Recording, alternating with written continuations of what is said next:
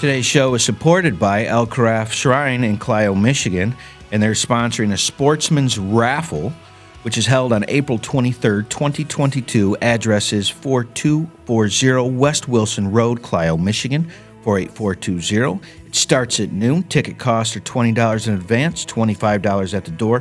One ticket gets you a shot at 100 different weapons. If you're interested in getting a ticket, please call 810-686-2641, or you can buy online at eksportsman.com. That is eksportsman.com. One ticket gets you a shot at over 100 weapons, and if you buy a booklet for $60, you get an extra ticket for a special drawing of 12 weapons or cash prizes. Please check them out online, eksportsman.com, or you can call 810-686-2641. Now back to the show.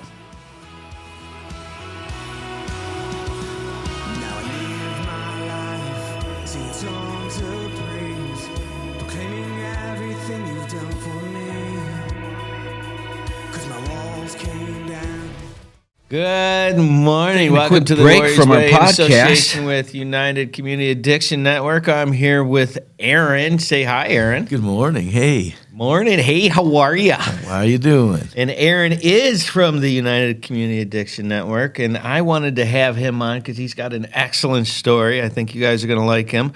So, first off is, buddy, your name is Aaron Rubio, and we're going to start off with stuff that I find funny. Remember when we first met, you said your background was what? Do you remember? Before the DNA test? I was Mexican. You were Mexican. Right on. And then you did the DNA test and you were? I found out I was a mixer match of things. A mixer little match. Native, Moroccan, some Spaniard, Sub-Saharan African. Yeah. It was quite a variety Doing pack. that right there just spells out good looking to me, but Perfect faced for radio. Been told that many a time. Dude, if my face, my guy tells me, he said the hardest thing he's got to do is get these cameras to make me look good. I know that's some tough work. Right on. So you are from the Davison area? Yeah, in born Michigan. and raised in Davison. All right, and you went to Davison High School? Davison High School, class of 89. 1989. 1989, man, going back in time. Right, and did you play any sports or anything?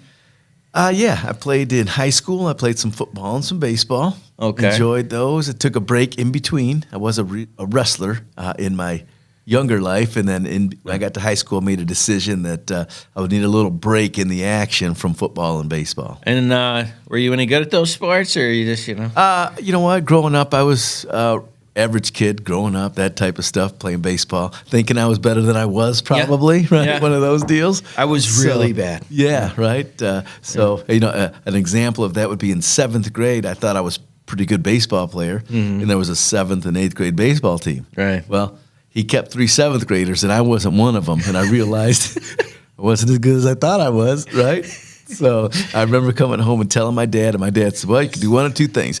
Give up the sport or put on your cleats, go outside and practice to get better. That's right. So he went out and faithfully hit me ground balls and some BP and kind of worked hard at the deal. And, the irony of the whole thing is that same coach who cut me in 7th grade was the varsity coach by the time I made it through high school. And, you get going through your senior year, you come back out, and he kind of names me captain before the season and that type of stuff, and the irony of that. And we specifically talked about it on that day. So it was kind of cool. He called me in early and was like, hey, you're going to be a captain this year on this year's team. And during tryouts, if I'm on the board or on the edge with a couple of people, I'm going to ask you who do you want to go to battle with? So it was kind of cool, right? But we did talk about him cutting me in 7th grade. We kind of laughed about it then, right, type thing. But so it's funny now that you're the captain. It wasn't so funny then. No, it wasn't so funny. It's a heartbreaker as a kid, right? Yeah, for sure. But you know what? You adapt, to move, you evolve, you take your circumstance and have it forward you in one direction or another, right? Right. And so, all right. So you did you get any scholarships or anything? So, you know what? I did go to Saginaw Valley State University on a scholarship for football and baseball. So I played collegiate sports, 2 of them, which is pretty cool. That's something that was kind of one of my focuses that I wanted to do, is at least play sports in college. Yeah. Blessed to play 2, right? So, and that's D2, right? It was a D2 university at this point. Yeah. It was a college. It was a university. Yeah. So it's a Division II. Yeah. So it was a last minute decision, but enjoyed it. Great experience there. Met a lot of great people. Some good friends from there. And I've scored a college touchdown. I've hit a college home run, and so I'm blessed. Right. Wow. Yeah. Awesome. You like Jordan? Well, not quite, but that's all I could come up with. Yeah. It's like Jordan hit a home run. It's in the White Sox, right? In fact, I believe his batting average 202.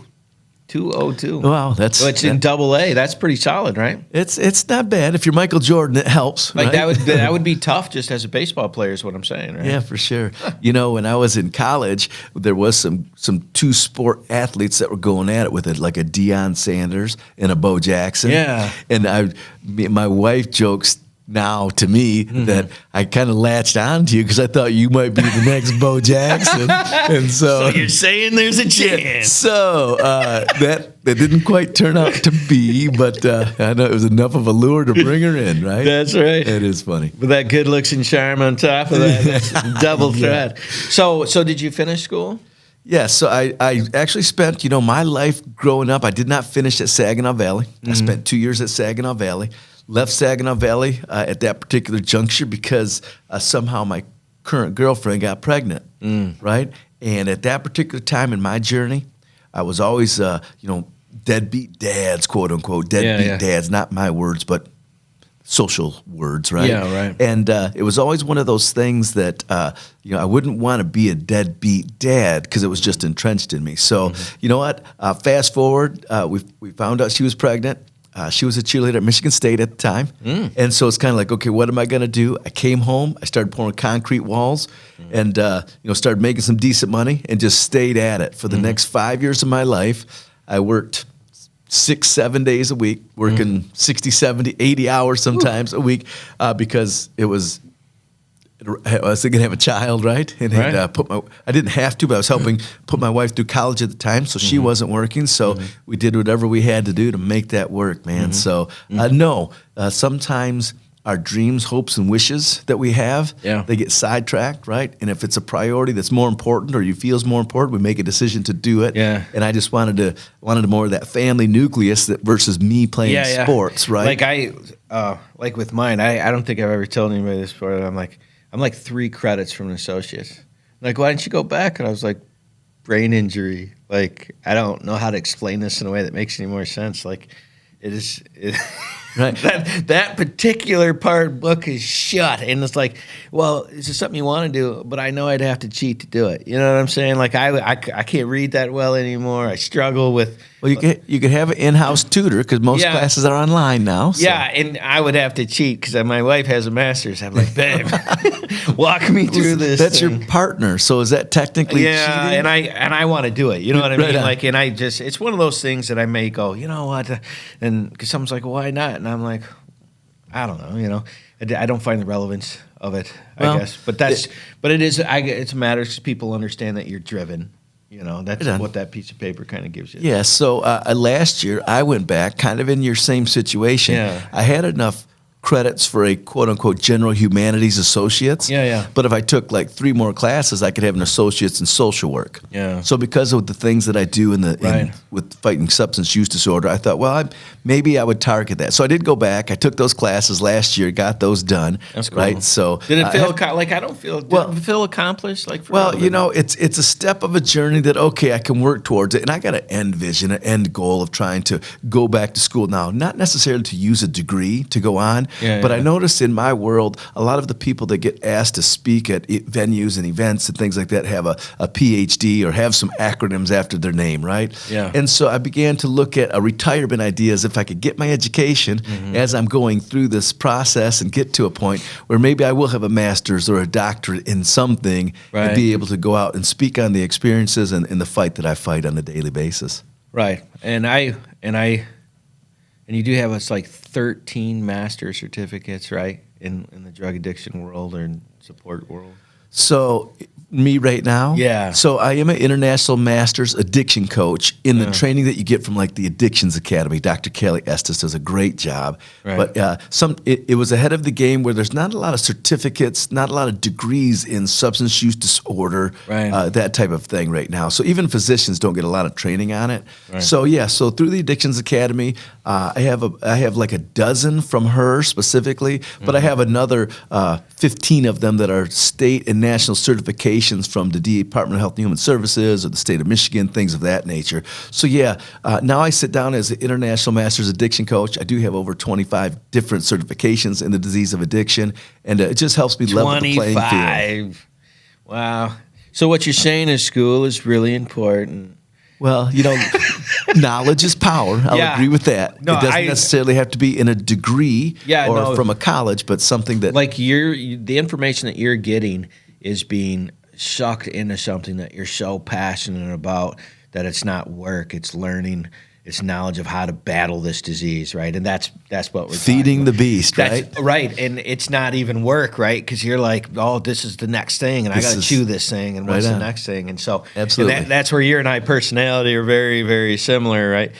And so you went to college, and then you went into construction work, concrete work. No wonder you look like a little brick. A lot of people ask about lifting weights and stuff, and I say, man, working in the concrete business for 5 straight years was. I would not want to shake your hand hard because those dudes' forearms are like Popeye. Well, it's been a long time, so things change over time. So I won't break your hand probably. Yeah. So all's good there. So I came home and kind of you weigh that out and always reflect. Just turned 50, so reflecting on. And how old were you when you did the concrete stuff? Like 20, 19, 20, 21, Ooh. 22. Yeah, young. Feels like a lifetime, right? Feels like a lifetime ago, right? So when I look back, I wouldn't change anything because obviously the experiences in life that I was blessed with 2 children, had a family the whole time.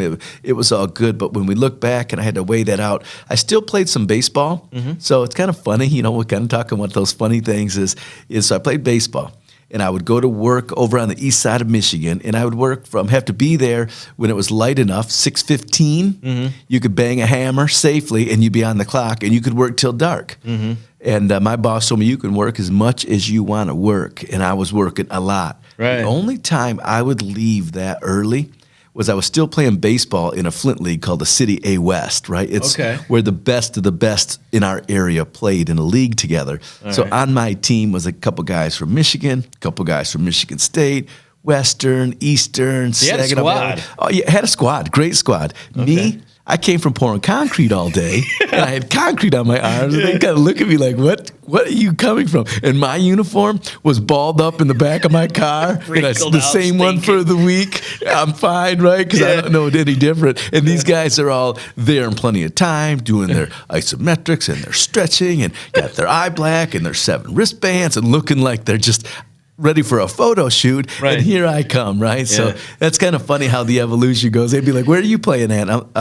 I'm right here with you guys. No, where do you play at it for school? I don't. I pour concrete walls. And it was a joke at first, but they ended up calling me Crete. That ended up becoming my nickname for that season with those guys was Crete because we're at Michigan State, and you come off the concrete field, right? And you're how old when you're doing this right now? And I'm 19, 20, 21, 22. Okay. I was still chasing a dream, if you will, of maybe I could catch a glimpse of somebody in this baseball world and something. I went to about 5 pro camps, never made it out the last day, just wasn't meant to be. And after that 5 years, I was done pouring concrete walls. My wife had graduated, become a nurse, kind of changed gears, and I decided to give up the dream of a baseball, and it transitioned into a slow pitch softball. Yeah, but it ended up becoming a dream. We'll get to that in a little bit. Yeah. So how many kids did you end up having? So I have 2 children. Okay. Riley, my daughter, she is 30, and she's a nurse. And AJ, my son, is 26, about to be 27. Now, is it weird to say their ages? Yeah, it makes you feel old, right? Yeah, right. So when someone's like, "How old are your kids?" I'm like, "Well, my grandkids." yeah. Well, that's funny. So it's 30 and what? 30 and 26. All right, 30 and 26. Yeah, so it's been a lifetime already. And they came up, and your son had some baseball talent, yeah. Yeah, actually, my son was a pretty good baseball player. He grew up in the travel era, so there was always a tournament every weekend. It could be on 2 and 3 teams. So baseball was a different dynamic for him than it was for me. But yeah, he got exposure, played on some really good teams, met a lot of great people, a lot of great families through coaching, through that journey. Wouldn't trade that for the world. Didn't turn out like we thought, but rarely does it. What grade was he? Was like a sophomore? Yeah, so he played when he was like playing like real competitive, right? Yeah, as a sophomore, he was playing. He was an all-stater as a sophomore at Goodrich. There you go. He played on a team. Hornets, right? Yeah, absolutely. So played with the team in the summer that was coached by Cleveland Indians and Texas Rangers scout. Right? Wow. Being recruited by numerous Division I schools. So yeah, he ended up being an accomplished a young high school player at that point. And then sometimes things don't always work out like we thought. So that is going to be our break point. And when we come back, we're going to kind of get into that. So you are the CEO of the United Community Addiction Network. Yes, sir. Which is a network that we put together that run around the state, around the country, and around the world as our function to identify and help people who struggle with the with addiction and the disease of addiction and the family issues and all those things that come with it, right? Absolutely. And so I just wanted people to see your background. You're just an average American, guy trying to make your shot, and you didn't. You worked hard, and you got your family, and you did that stuff, right? And when we come back, we're going to find out how this regular guy's life turned into a passion of where we're going. So you sit tight. We will be right back. Taking a quick break from our podcast, I wanted to let you know about our life application program that we have for churches and nonprofits in the area that are trying to find programming that they can use in case the corona shuts you down and you're not able to get in. You go to spiritualwarfareunit.com. You click on our episodes, and you can check out our programs for as little as $29.99 a month to make sure that we're still getting the word out to those people that need it. Now, back to the program. Works for you. All right, welcome back. I'm here with Aaron from United Community Addiction Network. Yes, sir. And this is the Warrior's Way, and he's our warrior this week. And so we were just getting into your kids in the background, your son playing baseball, and he was highly touted and recruited, right? And so we work in the United Community Addiction world and addiction, and their passion comes from somewhere. And this session is about where that passion came from for you and why it's such a big drive for you. So tell everybody kind of what happened and what transpired from you not having anything to do with it. So if we look back and look at baseball and football, we touched on some of that stuff. Mm-hmm. That is where we have a passion, and sometimes we as humans have a passion. We live it out, either get to play that sport professionally and live the dream, or if we wanted to be a nurse or a doctor, we go to school, we get it, we're attainable, we live those dreams. We have a passion to be something. And that's great when people are able to live out their passion. Sometimes your passion chooses you based on your life circumstances, events, things that happened, right? So I was impacted by the disease of addiction through my immediate and extended family. Okay. I seen and witnessed what it did to an individual's life. I've seen and felt the impact on the family. Trying to get help for individuals was always a bunch of hoops to jump through, very cumbersome, hard to do. Yeah. Talking to the hospitals, they were of no help, didn't have the staff, the space, or the resources to put towards fighting substance use disorder. Courts would say we can't sentence our way out. Yeah. Law enforcement says we can't arrest our way out. Right. Schools were saying, oh, man, we prefer not to talk about it because people won't move into our district or they'll move out of our district because they think there's a drug problem, right? Yeah. So that could pose an issue. So, Isaac, when I weighed all of that out and seen where it was was like, okay, I'm going through this and this is miserable. So much like taking a class, I thought, well, geez, I'm going to try and figure this system out in case someone ever, now that I've found out from 0 to 100 how big this problem was, especially in my area, it made me want to create a platform in which would allow other individuals, even though they're going to be impacted. I probably can't stop that, but I can help them navigate the journey with resources and connectivity. Yeah, so what we're talking about then is you went through a personal experience that affected your whole family. So one person struggles with addiction, and your wife, your kids, your grandparents, your aunts, and all, everybody's affected by that one relationship, right? Absolutely. I call that the collateral damage of addiction, right? Addiction does a lot of damage to an individual's life, but the collateral damage, the families, the relationships, the work, the legal system, all the other things that go on, is, it goes under the umbrella of collateral damage of addiction. You have to deal with all of that as well, not just them. Absolutely. Right? So you having to deal with trying to figure out a way, and was nothing. Like you said, the answers were, we can't arrest them out of it. We just arrest them and hope they figure it out. We can't sentence them to jail, and we hope they figure. The answer was, we hope they figure it out. Right. And that was like, that's not an answer. That's a kicking the can down the road, and we're going to hope you're a responsible adult. And what happens if the mind is altered, and where do they go for help, right? And so coming from a religious background, my faith is the thing that carries me through those difficult times. But what else is there, right? And so you started coming up with, and when you came up with that idea with the ambulances, dude, that idea, like you were like, oh, it's 2 years behind and we can get it in 2 months lifetime. That was such a great idea. Like, you've got to tell people how you came up with that. That was a gem. Well, man. When we looked at the statistics and getting them, the stats were so antiquated. I remember giving Tell them what you're talking about, the stats. What stats you're talking about. Yeah, so, the stats in general are antiquated. So it was a combination of, okay, there's multiple stat sectors. How do we improve on these, right? So medical examiner, getting his stats back. Overdose data and getting the stats in the EMS system, being able to be retrieved, designated by county, then broke down into city, so you could really see the effect that the disease of addiction had on there. So and before you took a look at it, how far behind was that information? Man, they were months behind, years behind, depending on what county it was. Like up to 2 years, up to right? 2 years. In 2019, I remember giving a speech to Michigan State's Human Health Services, and I'm using 2016 stats. I remember you telling me that. And so the stats were so And those antiquated. were the most up-to-date stats. That's what we were using as stats. And the disease of addiction, because I was in the trenches 2016, 17, 18, 19, it was so different that if you had 25 years experience in the industry, it was all for nothing, because in the last 5 years, the game had changed, you know. And some of those stats we look at, 2016, around, just an example, in Flint, fentanyl was like around a 26% of the overdose death rate, fentanyl. 2019, like 67%.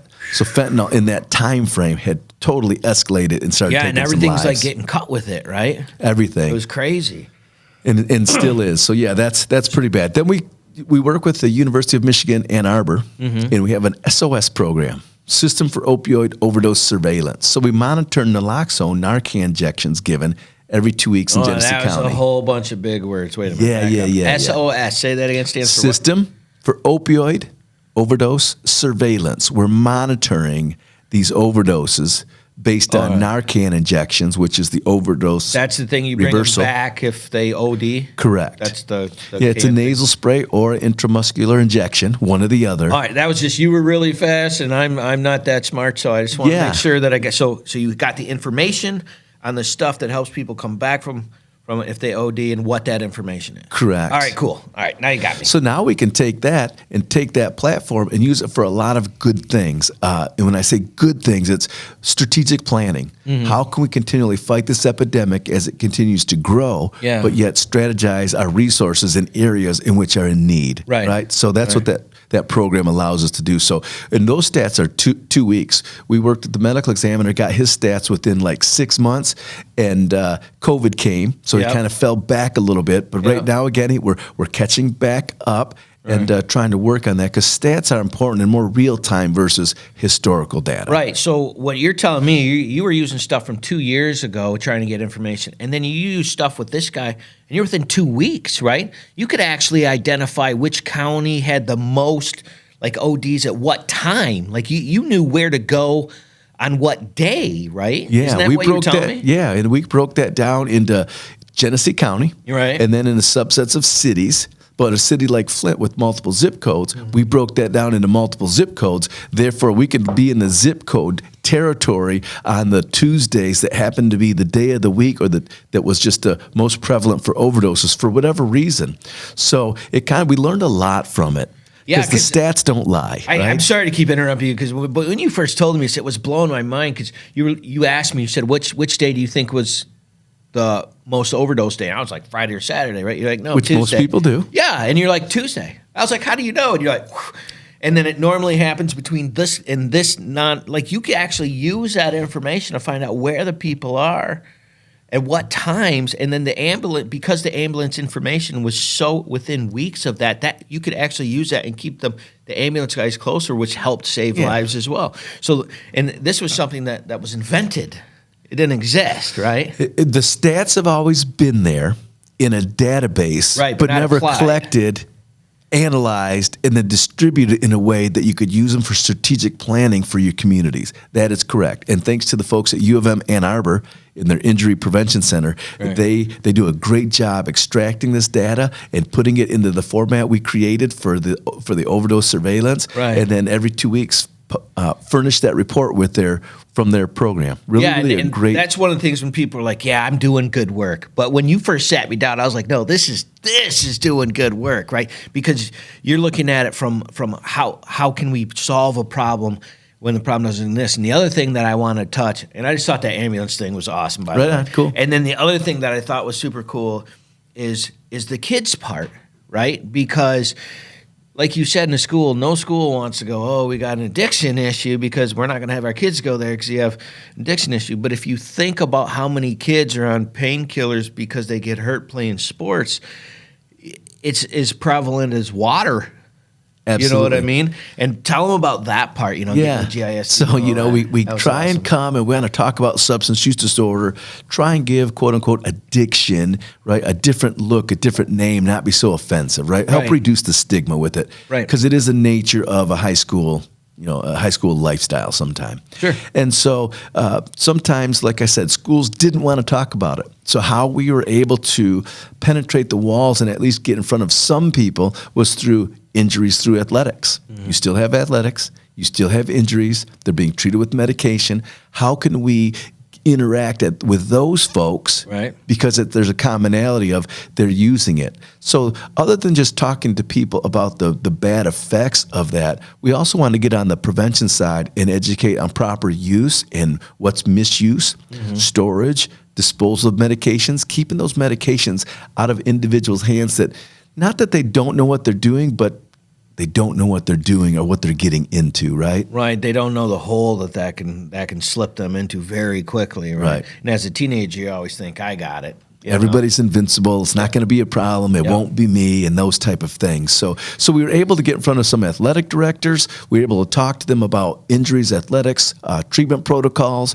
We referenced the Price method out of Harvard, which is prevention or precaution, right? Whatever we can do there for the P, but then rest, ice, compression, elevation, the Price method with some Tylenol and Motrin.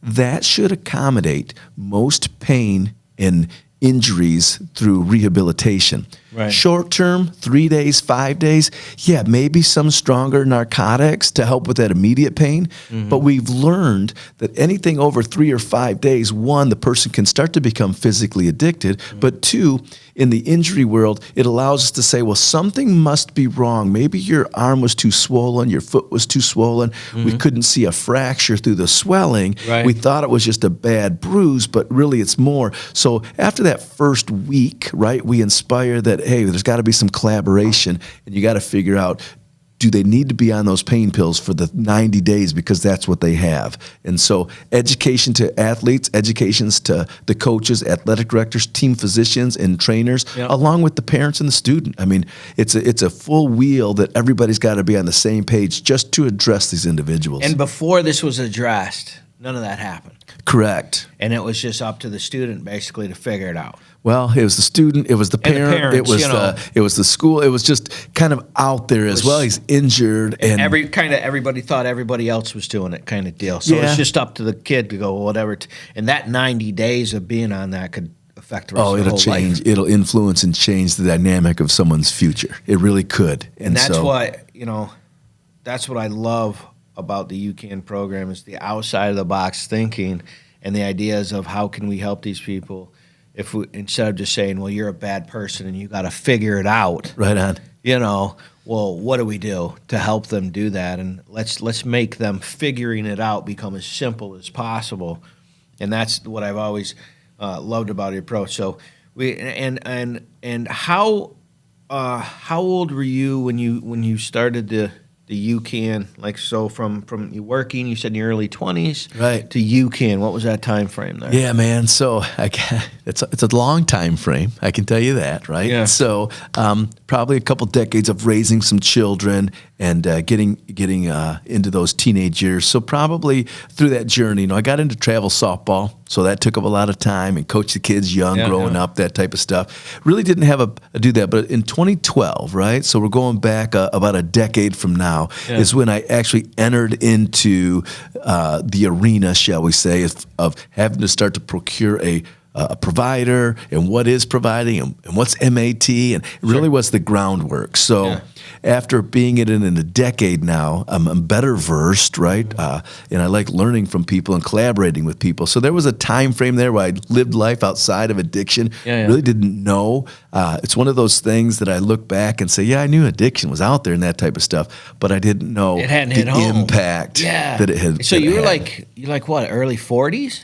Yeah. So right. So you were in your early 40s when you started really taking a look at this, because the impact that it had on your family and the people around it and your friends, and then you saw that this is a huge issue, right? Right.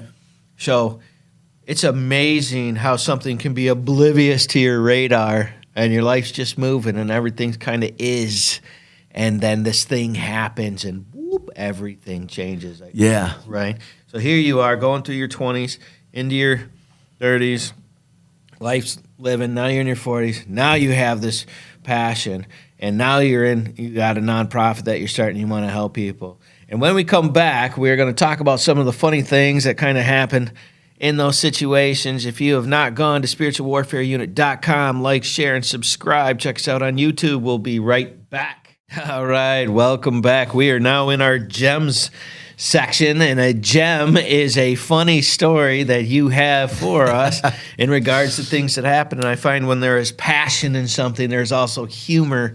And so I know you got to have a couple of gems for us, bud. Yeah, we got some funny things that have happened, I suppose. So, all right. I look back and we talk about let's talk about fighting substance use disorder, fighting the disease of addiction. Yeah. There's not a lot of happiness that comes to that. No. One of our commonalities that we always say is, if we don't laugh about it, we'll probably go crazy, man. Yeah. So we try and find a little bit of laughter, a little bit of peace in the storm by sharing some funny stories and different things. Yeah. But, most of us, when it comes to fighting the disease of addiction, we look at people's situations and the info that they gave us. And it's funny because the info that they give us, we've realized over time that they're, poor historians. They really don't remember how things really went, right? And they're if their lips are moving, they may be lying because it's just a trait, right? So we try not to have that judgmental. We try and look at it.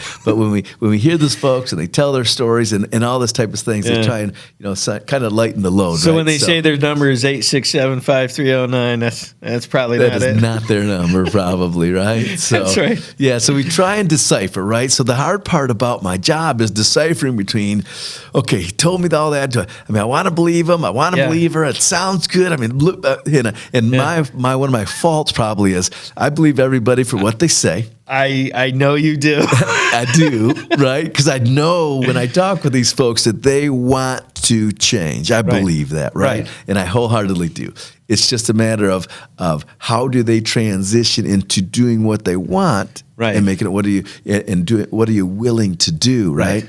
So I don't know. Just some funny things to me that come up is what people will say. And I always say this: people say whatever they say to get what they want to get, right?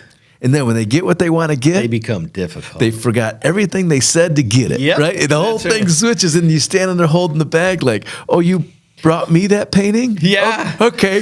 Thank you. And listen, when it comes to works of art, my brother, Yes, I sir. will. I will support you in whatever you decide to buy.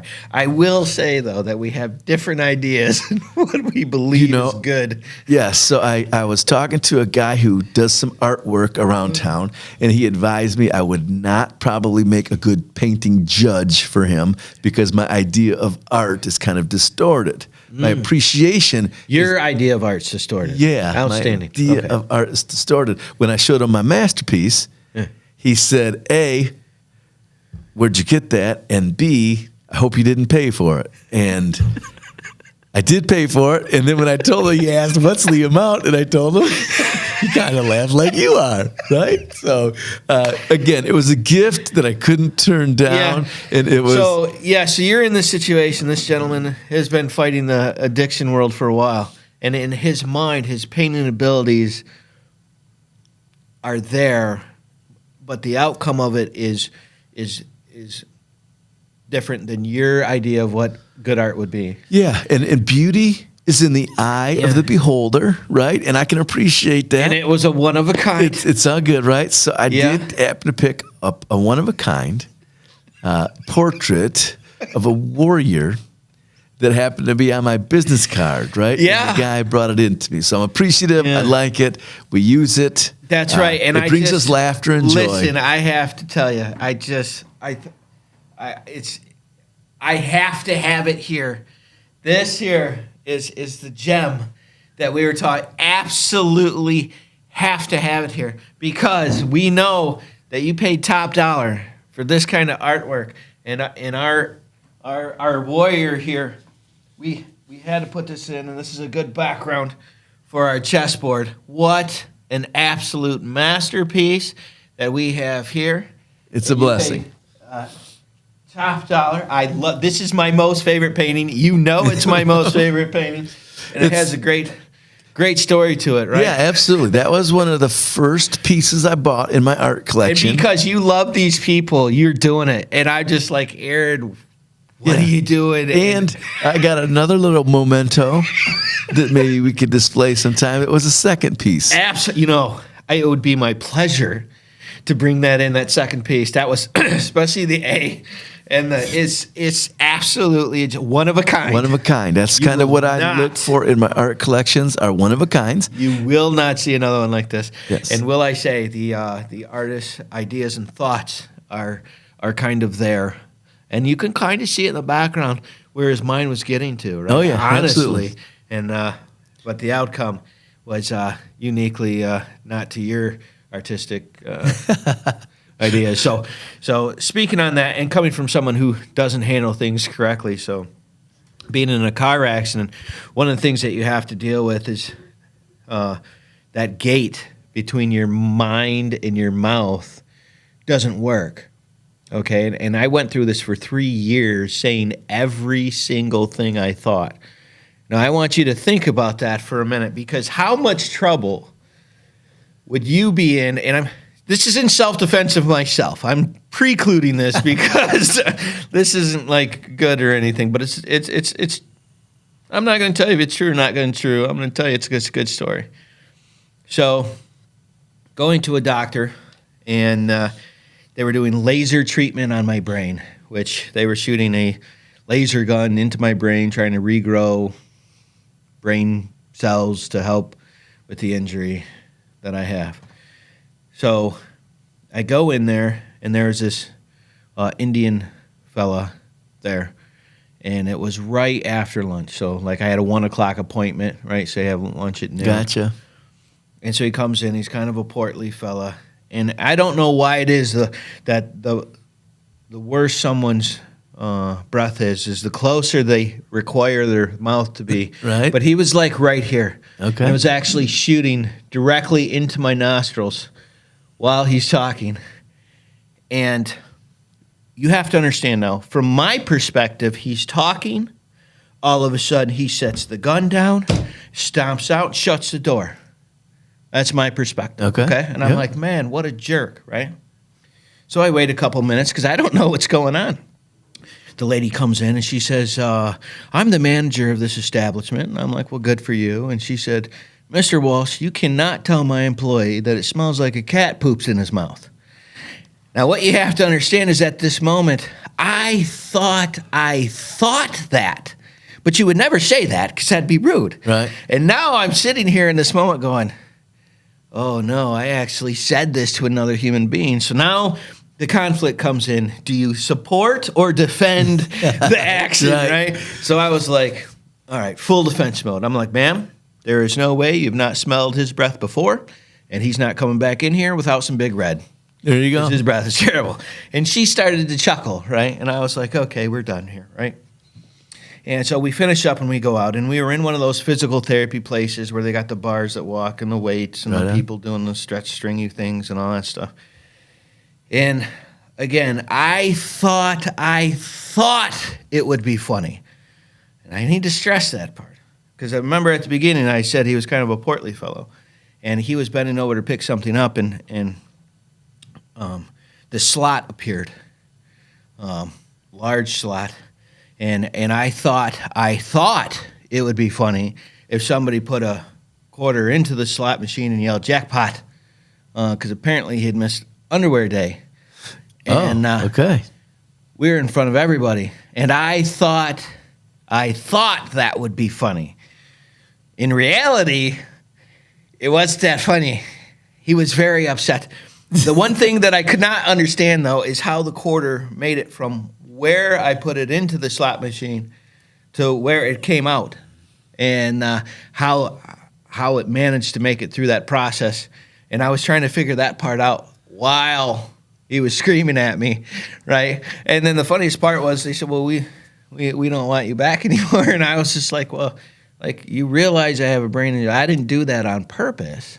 Right. I didn't know that I was doing that. But see how easy it is to judge? So did you pick up your change and go home then? Oh, no, I told him he could keep it. Oh, okay. Yeah. I didn't know if you pick it up. Take a quarter and call someone who cares, and we'll get back to you in the morning. Yeah, he didn't like me, and I accept that. Right. I accept that as a good answer. So. Absolutely. Deservingly so. I didn't know.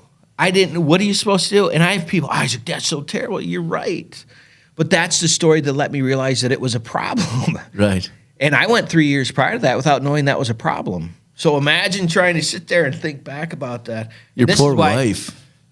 Dude, man, my poor wife had to put up some stuff. Right. I'm like, Lord, I apologize. Because I didn't even know that I was doing that, right? And when you're going through that, you don't know. Right. And people are judging you and talking about you. And I think it's all good fun. And people tell me what a terrible person I am. I'm like, yeah, there's definite support in the fact that you're probably right about that. But then when you look back at it and see, man, I came through something. Like, my injury is called horror fusion, right? And there's only been 8 other people that have even had it. It's so rare. And no one's come back functional. And because it's so hard. Yet here I sit being functional, and people want to tell me, you're such a bad person. It's like, do you understand the back half acre of hell I walked from? Like, yeah, I can always improve. I can definitely be better. But judging me on that, I'm not sure if we put you in that particular pot that you're going to come out looking good either. Right on. I mean, I did come out looking rough. Pretty rough. But, I was alive, Right. So that was the start. We got to have that. That's right. So we got to have that. That was our GEM segment. We're going to take a quick break, and when we come back, we're going to get into what the United Community Addiction Network is doing now and what they're looking forward to in the future. We'll be right back.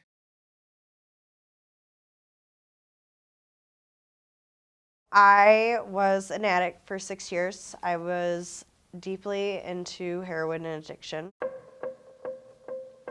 2014, a lot of events happened for me. I had lost my sister. My dad was just diagnosed with cancer. I was just kind of in this headspace of being in a mess as it was, and then I was introduced to heroin. I kept it pretty well hidden there in the beginning. A lot of people didn't know that I was using just because I went about my everyday life the same way anybody else would. But what they didn't know behind the scenes is I was using 10 times a day. I'm living out of what I consider a trap house at this point. There's no windows, there's no doors, there's no place to stay warm. I had no other way of making money. I was doing things that weren't okay to me. I started prostituting. I was stealing from my loved ones. I was taking my dad's cancer prescriptions, and I would take them and I would sell them. I couldn't even contact my daughter in December of that year to tell her Merry Christmas or send her gifts. And it just got to a point where I knew, like, I'm either going to get clean or I might as well start planning my own funeral. So for me, it wasn't even just that I needed to stop. My life over the course of 6 years fell apart.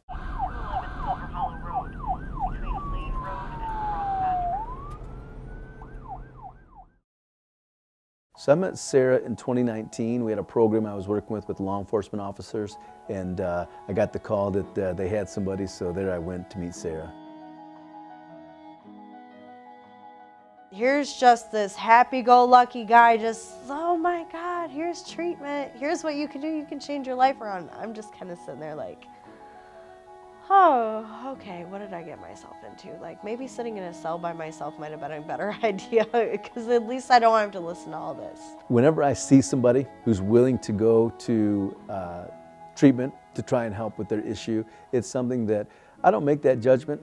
I always just try and provide the hope, the encouragement, and the motivation to go to treatment, and then hope that it works for them, hope they engage, hope that it's the point of life that they're in, that they're ready to make that change. It was a huge wake-up call for me. When I'm watching all these people that I used to hang out with, including my husband, get clean before I did. And just watching their lives change so drastically and them becoming so much happier. And I just sat there in this endless abyss of a mess that I caused myself, but I didn't know how to get out of it. I didn't know how to stay clean. I didn't know how to live my life without substances because I had done it for so long. With UCAN and our relationships we can actually get people into multiple treatment facilities. So depending on age, gender, the drug of choice, things of that nature, there's certain facilities that maybe have a little bit more of a success rate with certain populations. So we kind of talk through that and then try and place them where we feel is an optimal place to succeed. My husband and I finally got a place together, and life has pretty much been good ever since, but like the key role of it for me was staying in contact with people. We can't go in and drive in and grab somebody, just pull them out like they're drowning. It's a decision they have to make, and it's a commitment they have to make, and then they have to be diligent, determined, dedicated to find sobriety. So my husband has 2 years clean, and I have 22 months clean. I will have 2 years clean on December 21st of this year. Just last month in October, we went back to court. Everything's officially terminated. She's back home with us for good. Yeah, so UCAN is that conduit. A lot of times people don't know when to or how to or where to go to start looking for services. So we try and promote UCAN as being the starting point for people to begin the road to navigating recovery.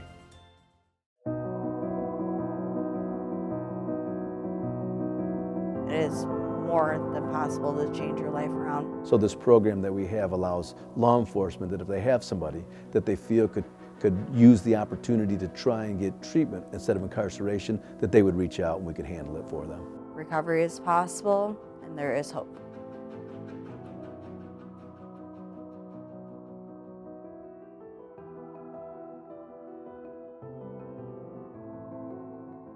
Oh man, that's so funny. All right, welcome back. Yeah, you guys miss it. I've got to tell them. This is so funny. So our Dave is our production guy. We had come in here last week, and Aaron was sitting there talking to us about, Dave is the production guy, and he kind of runs things. And I'm like, yeah, well, I want this, and I want that, and I want this. And I'm like, yeah, but Dave runs things. And right as I said that, Dave's like, 20 seconds. I was like, oh, yes, sir. Sorry, sir. Thank you, sir. I apologize, sir. So, all right. So we're getting back in the United Community Addiction Network.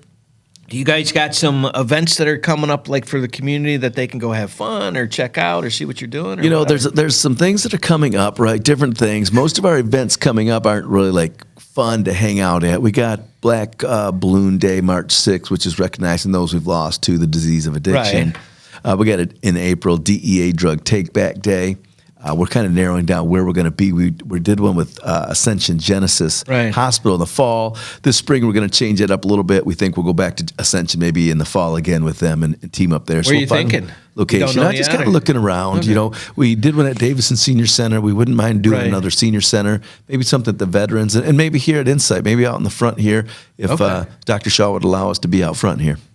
All right, cool. So you got those going on now. As far as like people who have family members that are struggling with addiction and they want to get involved, and like, is there a way that they can donate time or money or both? Yeah, Like, absolutely. what do you we got? get asked that a lot. You know, how can we help fight the fight, right? Right. And so we say, well, you can pray for our mission, right, and help us to kind of navigate the journey. You can give us of your time if you have time and some talents you want to help us set up or tear down or be a part of our events, anything that we do. And then the third way, obviously, is financially be able to contribute to us. So they could go to our website, UCANMichigan.com, check that out, click on donate, and be able to offer donation there. So. All right, and then normally, like, you guys have some kind of events, like a major events or stuff that you put together. So is there, it's like, if people want to get involved, do you have like a day where they can go bowling or Yeah, so there's you different know- things we do. We sponsored an event, a bowling deal that's coming up here in March for somebody. Okay. Another organization in our network that we're working with. But you know, we're having some softball tournaments this summer. We're going to do a run and Hold on. So Golf outing? softball tournaments, like who gets to play? Like, are you guys, like, is it like people that came through the addiction? Or are we talking like well, former Tigers? Like, no, not former Tigers, but the sobriety community. There's a kind of like a sober circuit where a numerous amount of softball teams are there for people like New Pass, that whoever is in New Pass at the time, that's their new team for the year. oh, so the guys that are going through the program they're the players. Absolutely. All right, and like, how many teams do you get from that? Man, Like, how so- many houses or whatever? Soberfest is a tournament here in Flint, and they usually have 14, 16 teams. Yeah, So it's a big deal. Yeah, softball Okay. in the sober circuit is a pretty big deal for those folks. Absolutely. So we're looking at putting on a softball tournament here in Davison. Okay. You know, it's a nice community park back there. 4 fields, can house a lot of people. Great family park and biking trails and walking trails. There's a beach nearby. So all kinds of really cool things to do. So it could make it quite an eventful day. And when do we have a date set for that yet? You know, we don't have a date. We're kind of Okay. verifying some dates, but it'll be later in the fall. All right, cool. And then golf stuff. All the golf guys got some stuff, yeah? So we do a couple of things when it comes to the world of golf. We have our own golf outing at Genesee Valley Meadows. I Okay. think this year that's going to be September 17th. All right. And, you know, so we're always looking for foursomes to come to that. That'll be up on our website, updated on our website pretty soon here. All right, So hold the on. How competitive is it? Is it like pretty competitive? You know, there's some pretty good teams there. I think last year we had 14 foursomes. Yeah. Right. So Do you get remember some the winning score? by Good chance? golfers over. Man, I want to say the real winner score, because there was a false one given, but the real winning cheating at an score event. That's was awesome. like -12. Are you for real? Yeah. So it's actually a good Minus combination 12. of some golf Oh, in that so day. if you got some skills, this is the place to go. This is the comment, and this isn't the greatest of talent, right? Because -12, you get some good golfers, you get some things going. But is that like best shot each time or whatever? yeah, so we run Okay. it. It's a scramble. So Okay. all 4 guys will tee off, and you can take the best ball you feel is best for your next shot. So what was the fake score? Well, the fake score came in at like 16 under. There was a couple of other things that happened that were Well, what that were happened pretty was- funny. What happened was I was gonna right. So No, I yeah. swear it was there and then it was gone. What happened? Right. I But we don't have a know. good time. It's for a great cause. It's a good day. It's fun. We're also this year, speaking of golf, the charity of choice for the Detroit Tiger Alumni and Friends golf outing again this year. So Oh, we're blessed very with cool. that. Yeah, so you get to. So people don't know you get to like hang out with the Tiger guys and like the Detroit guys, right? Yeah, for sure. So it's Yeah. Detroit Tiger Alumni and Friends. So Red Wings, Pistons, golfers, some different guys from the community. MMA guys. Yeah, the Yeah. MMA guy, Dan Severn. was Dude, I there got to last meet year. him. He was amazing. Yeah, he's a big beast, the beast, He's right? still huge, Yeah. dude, and he's like 60 something. Yeah, he's a big guy. Yeah, that And was a super fun event. Where was that at? the Captain's Club, Woodfield. Okay. Is that near Warwick at least? It's down the road from Warwick, yes. Great Okay. course, nice course. It's Quinn and the people had it set up. gorgeous. The layout's great. It really was a great venue. We had it at Warwick the year before. That was my confusion, my slip there. But happy we made the change and doing great things with them and looking forward to doing it again. A lot of people out there, great sponsorships available. Yep. And being the charity of choice, we don't run the event. We don't coordinate it. We just kind of are the beneficiary, and we have people that go and help people with registration and cart decorations and other miscellaneous things. And so, and there was a bunch of vendors out there just hanging out. That was a gorgeous day. The food was amazing. It's a great day. Everybody was fired up. We had Sheriff Swanson kind of let us off with a big hoorah, got the crowd fired up, right? So everybody wanted to take the governors off the golf carts and run through brick walls after he fired everybody up. Oh, yeah. So that was good. And then I had a great day, great outing, just a lot of great entertainment, food. Everything was really good. So we're happy to be a part of that event as far as our golfing goes. All right, so you're like getting pretty big, and people are knowing the UCAN name at this point. Well, we're growing, right? So we have a chapter in the Thumb now. We cover Northern Lapeer is how they word it, Northern Lapeer, but we were with #Hope out in Lapeer. They do great work there too. So we call it Lapeer, Sanilac, St. Clair, Tuscola, Huron counties with the Great Lakes Thumb chapter. Okay. So doing some really cool things with community mental health and drug courts, the jails we're going to begin some programming out that way too. So yeah, we're getting bigger. We're helping to make a bigger impact. Got a lot of great warriors that help UCAN in so many different ways. So again, if anybody wants to help fight the fight for whatever reason you choose to, we love it. We appreciate it. You can go to our website, ucanmichigan.com, and click there now and just kind of send us a message that you want to be a part of the mission. Yep, and the last little member I want to make sure we get to say hi to is our drug dog. Hans is a beast. He needs now. his brother Franz, and they're there to pump you up. But he is our drug dog, and they go around and they help with what? Yeah, so they've been doing a great job. Chad kind of heads that up, and he's our canine handler. Him and Hans are the dynamic duo.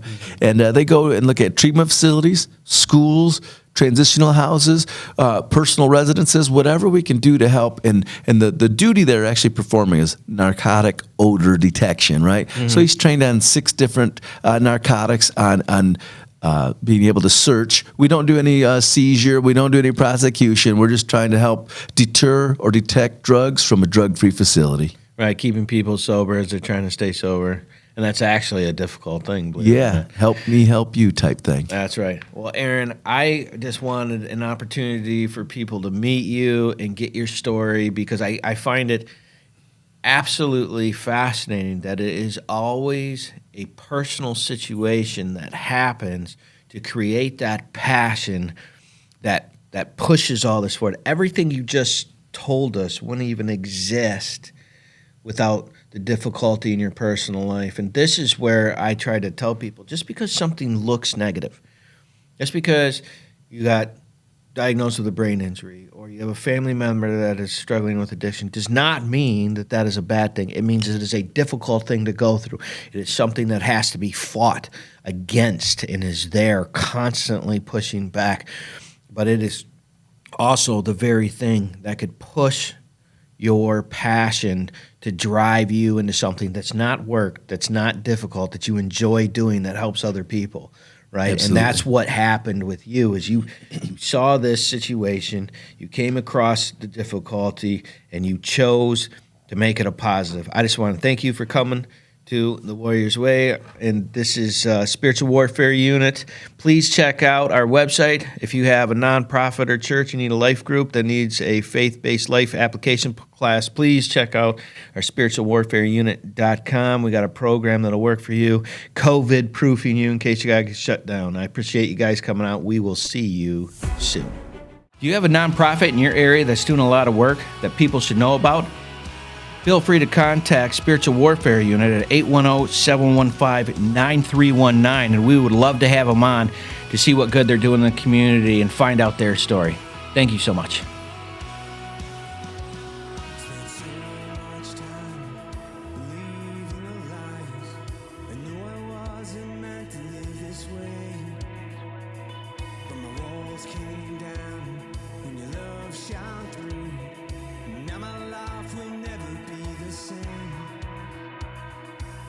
Too much and let me stay this way.